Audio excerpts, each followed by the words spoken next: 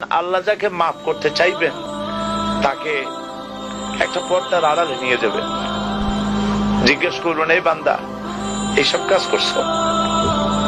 এখন আল্লাহ জিজ্ঞেস করতেছেন, সে তো ভয়তে অস্থির হয়ে যাবে, কেন্দ্রে পাগল হয়ে যাবে, আল্লাহ করে ফেলছি, আবার মাফ করে দাও। আল্লাহ পাক তার জবানে সমস্ত পাপের কথা শুনে সে যখন অনুতপ্ত হয়ে কাঁদতে থাকবে, আল্লাহ বলবেন, যা মাফ করে দিলাম, জান্নাতে চলে যা। এইটা হচ্ছে হিসাব ইয়াসির। আল্লাহুম্মা হাসিবনি হিসাবান ইয়াসিরা। কাবা শরীফ মানুষ যখন তাওয়াফ করে, এই তাওয়াফের ষষ্ঠ তাওয়াফে একটা দোয়া আছে। এই দোয়া আমি যখনই পড়ি আমি চোখের পানি রাখতে পারি না। ষষ্ঠ চক্কর একটি দোয়া আছে, দোয়াটা হচ্ছে,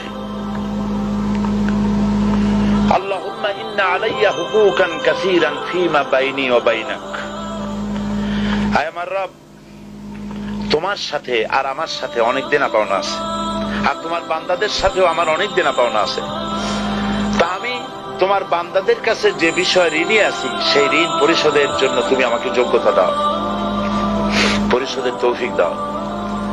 আর আমার কাছে তোমার দেনা আছে, তা আমার কাছে তোমার যে দেনা আছে সব দেনা তুমি শোধ করে দিয়েছো।